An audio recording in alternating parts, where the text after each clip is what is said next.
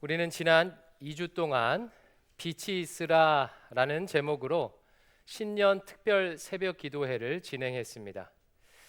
아마 특세가 하루밖에 지나지 않았기에 대부분의 성도님들께서 말씀대로 살아야 하겠다는 의지가 충만하시리라 예상합니다. 이에 오늘은 올 한 해 말씀대로 살아보겠다고 결단한 성도님들에게 도움을 좀 드려보려고 합니다. 결단한 것을 어떻게 잘 실천할 수 있을지 아브라함의 사례를 통해서 한번 배워보겠습니다. 오늘 본문 1절과 2절을 같이 읽어보겠습니다. 시작. 여호와께서 아브라함에게 이르시되 너는 너의 고향과 친척과 아버지의 집을 떠나 내가 네게 보여줄 땅으로 가라. 내가 너로 큰 민족을 이루고 내게 복을 주어 내 이름을 창대하게 하리니 너는 복이 될지라. 아멘. 오늘 본문은 성도들이 가장 많이 좋아하는 본문 중에 하나입니다. 아주 큰 복이 담겨 있기 때문이지요. 하나님께서 아브라함에게 내가 네게 지시할 땅으로 가라라고 말씀하시고 2절에서 두 가지 복을 약속하십니다. 첫 번째, 너로 큰 민족을 이룰 것이다. 두 번째, 내 이름을 창대하게 할 것이다. 여러분 어떻습니까? 좋은 복 같습니까? 사실 우리 시대의 사람들에게는 이 복은 그렇게 마음이 크게 와닿지 않을 수도 있습니다. 하지만 당시 사람들에게는요, 이 복은 아주 큰 복입니다. 당시는 부족 사회였지요. 여러분 부족 사회에서 뭐가 가장 중요할까요? 부족한 숫자가 중요해요. 속된 말로 쪽수가 중요합니다. 일단 사람들이 많아야 농사도 많이 지을 수 있고 사냥도 많이 할 수 있고 외부의 침입도 막을 수 있기 때문이에요. 또한 이렇게 되면 자연스럽게 그 부족의 족장 이름이 주변에 알려지게 됩니다. 누가 족장으로 있는 부족이 요즘 잘 나가더래 이렇게 소문이 나면 주변 부족들은 알아서 조심을 하지요. 고대 근동 사람들은 명예를 생명보다 중요하게 여겼기 때문에 자신의 이름이 명예롭게 불리는 것은 정말 큰 복입니다.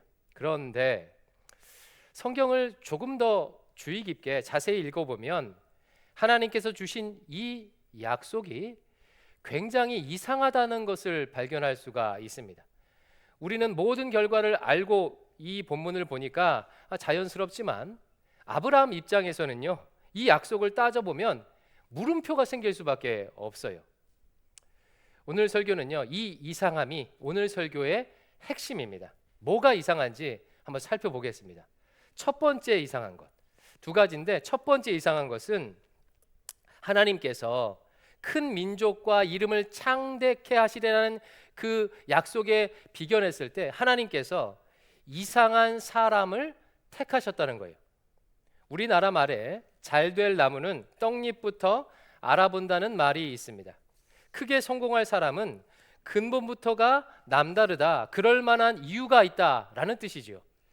어떤 사람이 큰 민족을 이루고 그 사람의 이름이 창대하게 되려면 적어도 그럴 만한 이유가 한 가지라도, 아주 작은 이유라도 있어야 합니다. 떡잎이라도 있어야 돼요.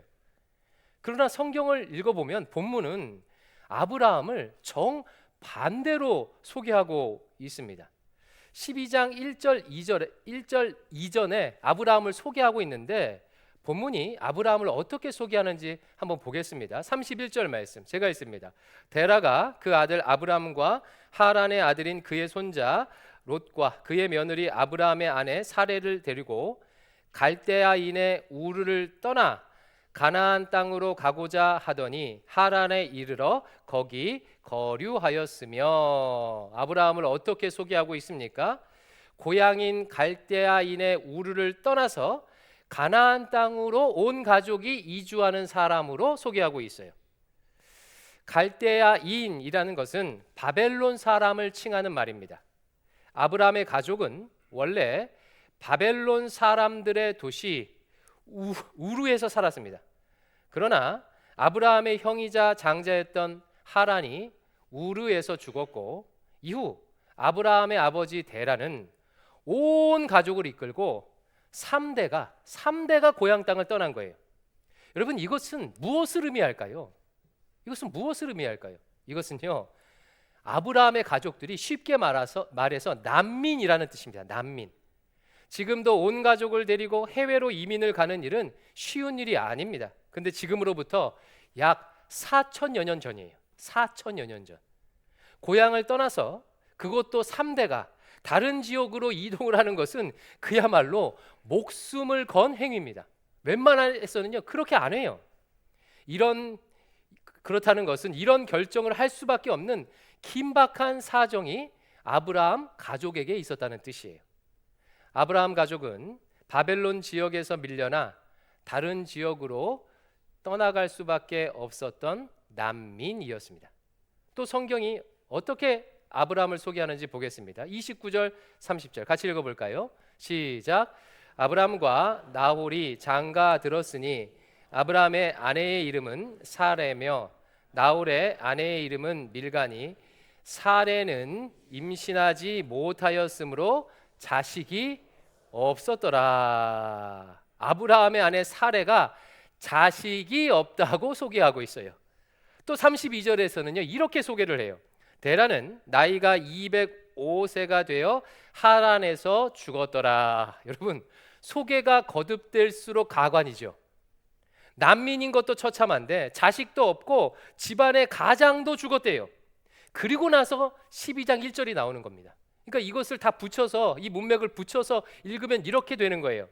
아브라함은 난민이고 자식도 없고 의지할 가정도 죽었다. 아브라함아, 내가 너로 큰 민족을 이루고 내 이름을 창대케 하리라. 여러분, 지금 내용이, 흐름이 자연스럽습니까? 좋게 말하면 반전이고요, 솔직하게 말하면 억지입니다. 억지. 뒷바라지할 부모도 없고 현재 학교 성적은 전교 꼴등인데 너는 서울대 갈 거야 라고 말하는 것보다 더 이상한 거예요 지금. 근데 창세기는요 일부러 이런 식으로 기술하고 있어요.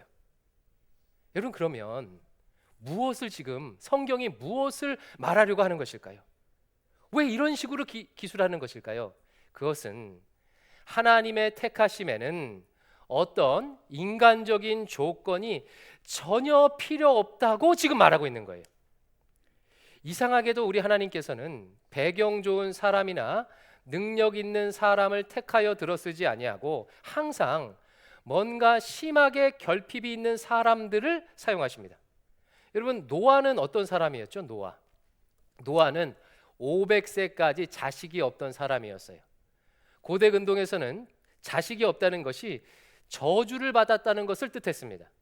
남들이 노아를 보면서 아이고 참 불쌍하네, 500살이 되도록 자식이 없지 어떻게 사나, 참 불쌍하네 하는 인생을 살았던 사람이에요. 모세는 어떤 때 부름을 받았지요? 살인자로 도망가서 남의 집 대릴 사위로 무려 40년을 살았던 다 늙어 빠진 80세 노인이었을 때, 80세 목동이었을 때 부름 받았습니다. 다윗은 아버지 이새가 자식 숫자에도 포함시키지 않던 서자 출신이었어요. 여러분, 이처럼 하나님의 일하심은 인간적인 조건과 아무 상관이 없습니다. 내가 뭔가를 갖추어야 쓰임 받을 수 있는 게 아닙니다. 하나님의 택하심은 나의 어떠함과 상관이 없어요. 멀리 갈 필요도 없죠. 내 자신을 보면 그렇지 않습니까? 내가 고아이든 한부모 가정에서 컸든 성적이 안 좋든 장애가 있든 가난하든 결혼을 했든 안 했든 자녀가 있든 없든 집이 망했든 이혼했든 어린 시절 트라우마를 겪었든 아무 상관이 없다는 거예요. 아니, 오히려 성경은 나의 연약함과 부족함이 하나님의 쓰임받는 조건이라고도 말합니다. 고린도전서 1장 27절 29절 제가 한번 읽어볼게요.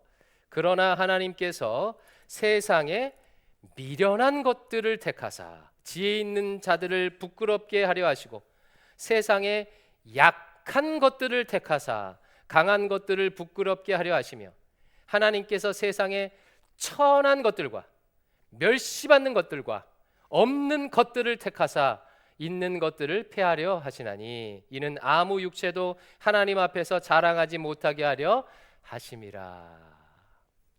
하나님은 천한 것들과 멸시받는 것들과 없는 것들을 택하여 일하심으로 지혜 있는 자를, 강한 자들을 부끄럽게 하시는 하나님이십니다. 그러므로 혹시 내가 가진 조건이나 나의 상황이 한참 부족해 보여도 여러분 위축되지 마십시오.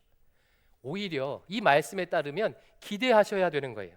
그래, 아브라함이 나같이 비참한 상황에, 하나님께서 아브라함같이 비참한 있는 상황에 있던 사람도 쓰셨지. 나는 올해 어떻게 인도하실까 기대하며 특세 때 주신 말씀대로 그냥 걸어가시면 되는 거예요. 두 번째 이상한 것은요, 하나님께서 아브라함에게 가라고 하신 땅이 이상합니다.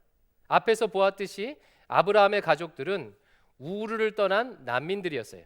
이들의 경로를 지도에서 보면 이렇게 됩니다. 지도 한번 띄워주시겠습니까?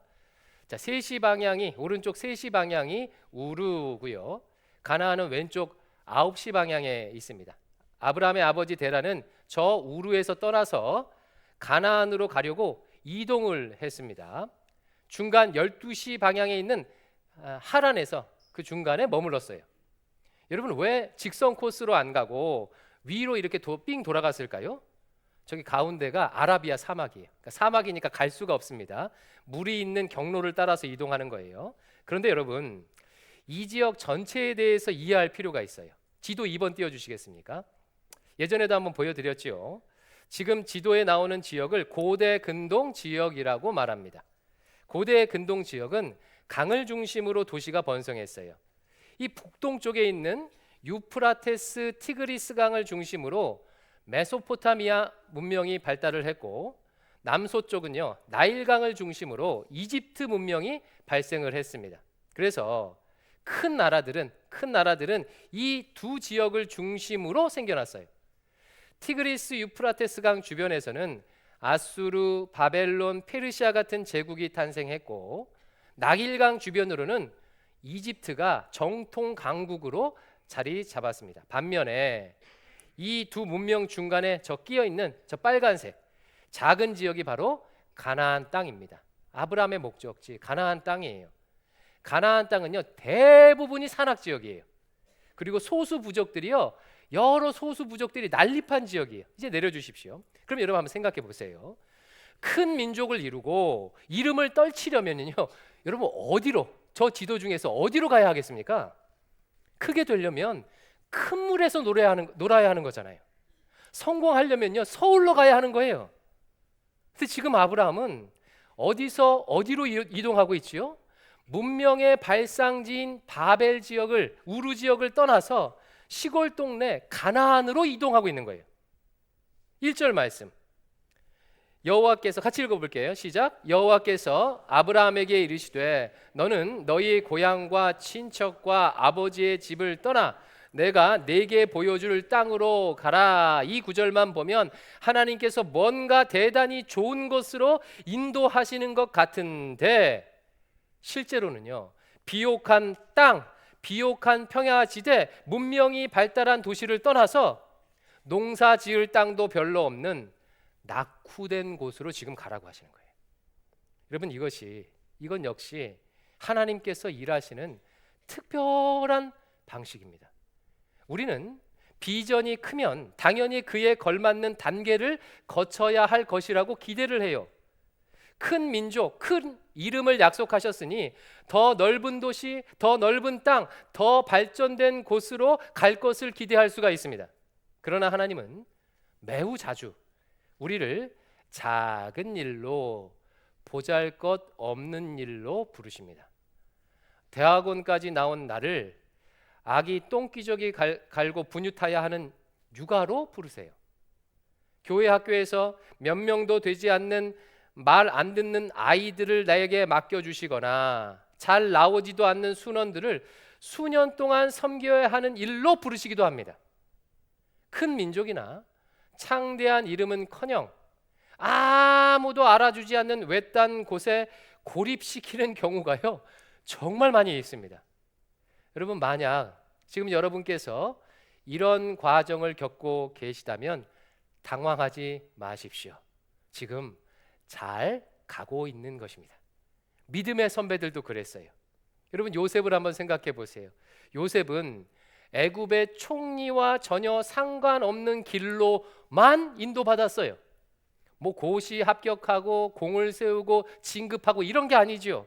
애굽의 종으로 팔려가고 죄수가 되어서 감옥에 감금이 됐습니다. 다윗 역시 왕권과 상관없는 인생을 살았어요. 도망자로 살아야 했고, 급기야는 어디까지 도망갔는 줄 아십니까? 자신이 죽인 골리앗의 도시 가드로 도망가야 했습니다. 그러므로 사랑하는 성도 여러분, 내 인생이 내 기대와 다른 방향으로 흘러간다 하더라도 너무 이상히 여기지 마십시오. 이쯤 되면 좀 풀려야 할 것 같은데 여전히 답답한 상황을 만나더라도 너무 당황하지 마세요. 아브라함도, 믿음의 선배들도 다 그랬다는 거예요. 아하, 하나님께서 나를 믿음의 선배들처럼 아브라함처럼 인도하고 계시는구나. 아하, 하나님께서 요셉처럼 다윗처럼 인도하시는구나 라고 생각하십시오. 국제 예수 전도단을 설립한 로렌 커닝햄이 쓴 내 신을 벗으라 라는 책에 보면 이런 내용이 나옵니다. 본인이 어떻게 예수 전도단을, 그 YUM이라고 하죠, 예수 전도단을 시작하게 되었는지 간증을 적어 놓았어요. 그는 원래 미국 하나님의 성회라는 교단의 선교 담당 목사였습니다. 1956년에 그가 바하마 선교 여행을 하던 중에 숙소에서 기도를 하다가 환상을 보았답니다. 세계 지도가 눈앞에 쫙 펼쳐져 있고 그 세계 지도에 파도가 막 밀려오는데 그 파도가 갑자기 청년들의 모습으로 변하더래요. 그러고서는 그 세계 지도 위를, 온 대륙을 덮는 환상을 보았답니다.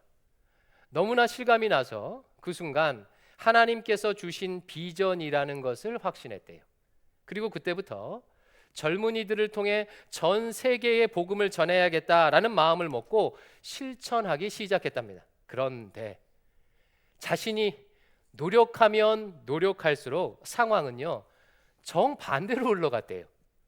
교단의 지도자들과 자꾸 선교 정책 때문에 갈등을 일으켰고 자신은 교단 안에서 점점 더 고립되어 갔대요. 왕타처럼 됐대요. 그러다 급기야 교단에서 쫓겨나다시피 해서 교단을 떠나야만 했습니다. 하나님께서 엄청난 비전을 보여주셨는데 정작 자신의 인생은요, 배배 꼬여버린 거예요. 세계 선교는커녕 하루아침에 직장을 잃어버린 겁니다. 그러나 이 고립은 하나님의 인도하심이었습니다. 그는 이 일을 계기로 독립적인 선교 단체를 시작했고 이것이 훗날 국제예수전도단 YM이 탄생하게 된 배경입니다. 커닝햄은 책에서 이렇게 고백을 해요. 그때 교단에서 쫓겨났기에 YUM이 탄생했습니다. 여러분, 아브라함이 대도시에서 시골 촌동네로 갔기에 이스라엘이 시작된 것입니다. 그러므로 여러분, 하나님께서 내 삶을 내 기대와 반대로 인도하는 것 같아도 당황하지 마십시오. 대도시에서 촌동네로 가는 여정, 우르에서 가나안으로 가는 여정은 길을 잘못 가고 있는 게 아닙니다. 그곳이 바로 하나님께서 가라 하시는 곳, 하나님께서 인도하시는 그 땅인 거예요. 그러니 그냥 어떻게 하면 돼요? 인도하시는 대로 가면 되는 거예요. 주께서 거기로 가라 하시면 그냥 가면 되는 것입니다. 사랑하는 성도 여러분, 신앙의 여정이라는 것은 알고 가는 것이 아니라 믿고 가는 것입니다. 내 눈앞에 좋은 일이 보여서 계산이 서서 이루 가면 되겠다 싶어서 가는 것이 아니라 나를 부르신 하나님을 신뢰하고 가는 것입니다. 그것이 믿음의 길이에요. 그러니 내 기대와 다르다고 너무 이상히 여기지 마시고 그냥 인도하신 대로 가십시오. 힘 빼고 하나님께서 인도하시는 대로 그냥 끌려가시기 바랍니다. 그러면 여러분, 한 가지 더.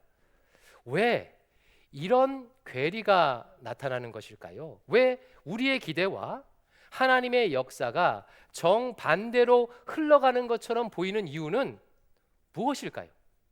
오늘 본문이 그 이유를 알려줘요. 3절 말씀 같이 읽어볼게요. 3절 시작. 너를 축복하는 자에게는 내가 복을 내리고 너를 저주하는 자에게는 내가 저주하리니 땅의 모든 족속이 너로 말미암아 복을 얻을 것이니라 하시니라. 아멘. 여러분, 하나님께서 아브라함을 큰 민족을 이루시고 그의 이름을 창대케 하셔서 궁극적으로 하시려고 하는 일이 뭐라고 지금 말하고 있습니까? 땅의 모든 족속이 너로 말미암아 복을 얻으리라. 모든 족속이 아브라함을 통해 복을 얻는 것이 하나님께서 아브라함을 택하신 목적이에요. 하나님의 약속의 목적은 나를 위한 것이 아니라 타인을 위한 것이라는 뜻입니다. 그러하기에 현실이 나의 기대와 다를 수 있는 거예요. 여러분, 이것이요 정말 너무나도 중요해요. 이스라엘 백성들은 오랜 동안 이 사실을 망각했어요. 그들은 하나님께서 자신의 민족을 택하신 이유가 자신들만을 위해서라고 생각했습니다. 이것을 선민의식이라고 말하죠. 그들은 하나님을 유대인만을 위한 하나님으로 여겼어요. 그러하기에 이방인들을 혐오하고 배척하며 자신들만의 나라를 건설하려고 애썼습니다. 지금 팔레스타인 땅에서 벌어지고 있는 참상도 그 연장선에 있는 거 아니겠습니까? 아브라함의 약속을요 자신들만을 위한 것으로 여겼어요. 그러나 분명히 본문이 명확히 말하고 있습니다.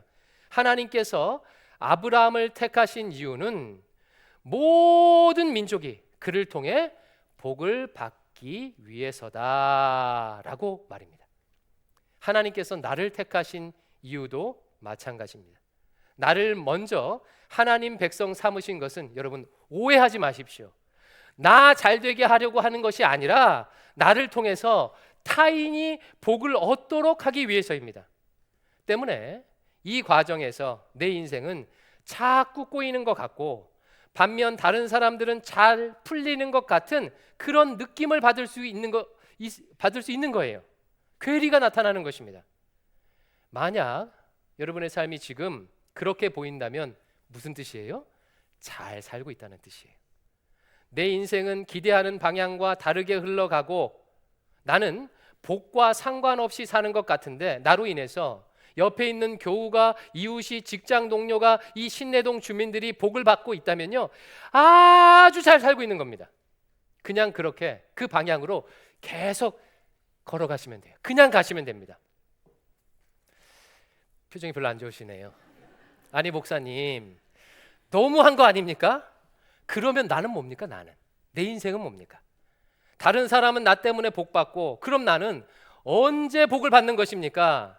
바로 이에 대한 대답이 2절에 나와 있어요. 2절 같이 읽어볼게요. 시작. 내가 너로 큰 민족을 이루고 내게 복을 주어 내 이름을 창대하게 하리니 너는 복이 될지라. 이 말씀은 그냥 읽으면요 하나님께서 아브라함에게 복을 주실 것을 말하는 것처럼 보여요. 그런데 여러분 이 문장이 제일 마지막 어떻게 선언하고 끝나지요? 너는 복이 될지라. 너는 복이 될지라. 무슨 뜻입니까? 이 말씀은요 너는 복 자체다. 네 자체가 복덩이다라는 뜻이에요. 하나님은요 아브라함을 복 받는 사람 정도로 부르신 것이 아니라 아브라함 자체가 복이 되게 하신 것입니다. 사랑하는 성도 여러분, 하나님은 우리를 복 자체로 부르셨습니다. 우리가 하나님께 복을 받아서 그 받은 복을 나누는 것이 아니라 우리가 복이기에 우리가 가는 곳마다 내가 거기에 서 있으면 그것이 복을 받는 거예요. 그러면 여러분 어떻게 우리가 이렇게 복 자체가 되었습니까? 그 비밀이 창세기 15장 1절에 나와 있어요. 이것도 같이 읽어볼게요. 시작.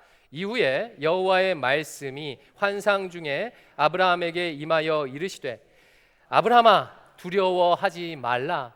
나는 내 방패요 너의 지극히 큰 상급이니라. 아브라함아 바로 내가 여호와 하나님 내가 너의 방패요 너의 지극히 큰 상급이란다. 아브라함이 복 자체가 된 이유는 지극히 큰 상급이신 여호와 하나님을 소유했기 때문입니다. 그는 이미 자식보다도, 장수하는 것보다도, 수천조의 재산보다도, 왕의 권력보다도 더 크고 위대하신 하나님을 이미 소유했기에 더 복 받을 것이 없는 복 자체가 된 것입니다. 여러분, 우리도 마찬가지예요. 우리는 이미 예수 그리스도를 소유했습니다. 온 세상을 창조하신 창조주께서 우리와 영원히 함께 하시며 우리의 모든 것을 책임지십니다. 우리 안에, 내 안에 천하보다 크신 예수님께서 우리 안에 계셔요. 다윗이요, 험한 일들을 오랜 세월 이겨낼 수 있었던 이유도 바로 여기에 있는 거예요. 다윗이 시편 23편에서 뭐라고 고백하지요? 여호와는 나의 목자시니 내게 부족함이 없으리로다. 자신에게 이미 주님께서 계시기에 내 인생이 왕권과는 멀어져 가는 것처럼 보이는 상황에서도 그냥 그 길을 걸어갈 수 있었던 거예요.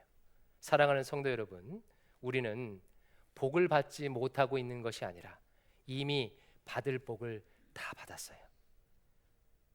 예수 그리스도께서 우리 안에 계십니다. 혹시 더 필요하십니까?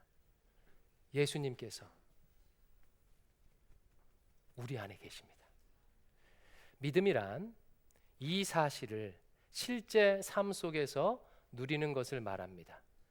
비신자들은 주님과 상관없는 분들에게는요, 이 고백이 정신 승리처럼 여겨질 거예요. 아니, 실제 지금 부족한 거 투성인데 이미 복을 다 받았다니 이게 말이 돼?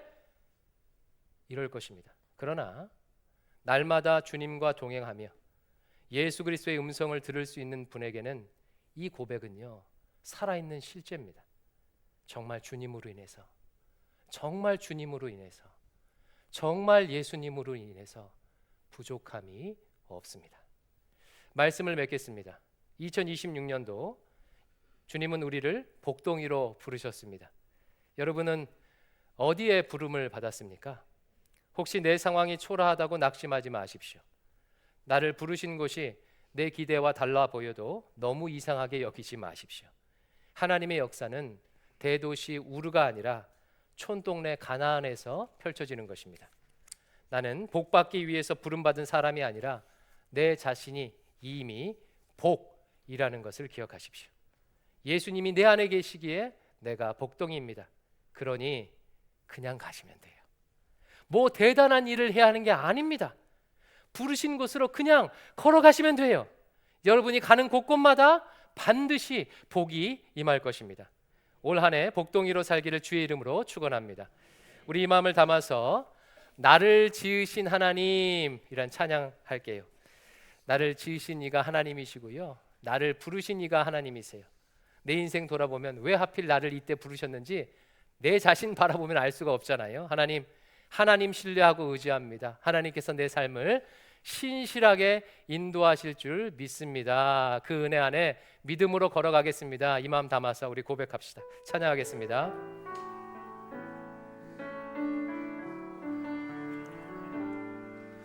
나를 지으신 이가 하나님, 나를 부르신 이가 하나님, 나를 보내신 이도 하나님, 나의 나 된 것은 다 하나님 은혜라. 나의 달려갈 길 다 가도록, 나의 마지막 호흡 다 하도록, 나로 그 십자가 품게 하시니, 나의 나 된 것은 다 하나님 은혜라. 한량없는 은혜, 갚을 길 없는 은혜 내 삶을 에워싸는 하나님의 은혜 나 주저함 없이 그 땅을 밟음도 나를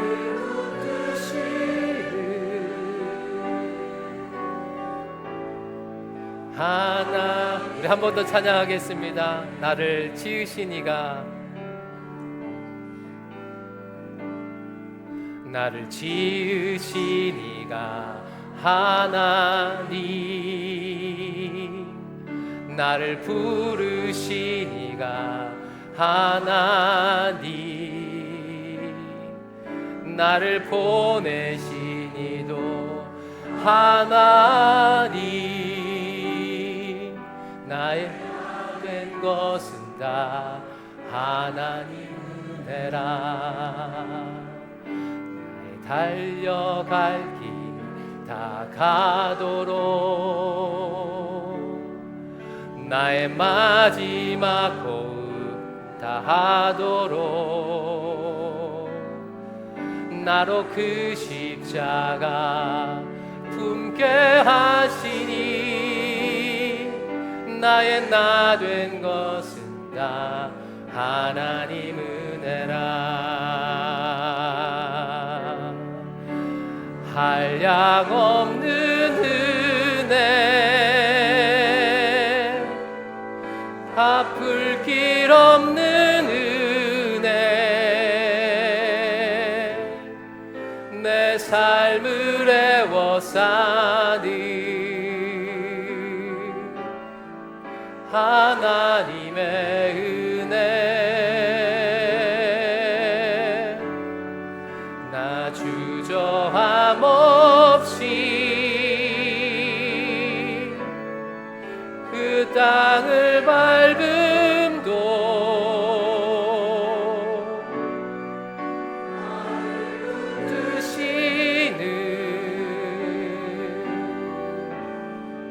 뜻이는 하나님의 은혜 우리 눈을 감고 2026년도 나를 부르신 하나님께 기도하겠습니다.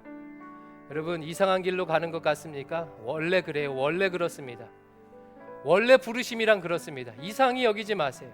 당황하게 생각하지 마십시오. 나를 부르신 하나님께서 나를 끝까지 인도해 주실 것입니다. 이 땅 이 길 걸어가면서 원래 이렇게 어려움도 만나고 원래 그렇게 넘어지기도 하고 그런 겁니다. 내가 이 길 걸어갈 수 있는 것은 내가 뭐 대단히 많은 것 가져서 조건이 갖추어져서가 아니에요. 난민도 자식 갖지 못한 사람도 쓰임 받을 수 있어요. 하나님께서 나를 부르셨으니 하나님께서 쓰실 줄 믿습니다. 2026년도 하나님께 의탁합니다. 하나님의 뜻을 이루어 주시옵소서. 우리 자신의 고백으로 하나님께 기도하겠습니다. 하나님 불쌍히 여겨주시옵소서. 긍휼히 여겨주시옵소서. 아버지 하나님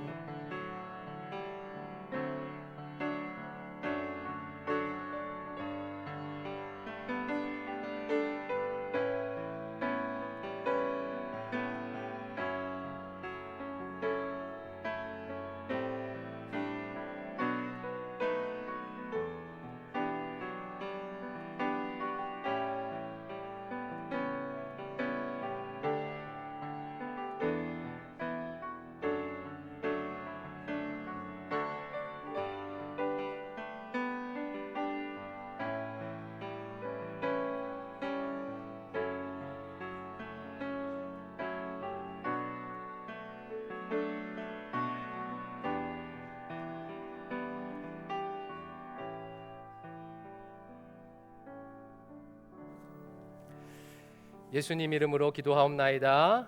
아멘.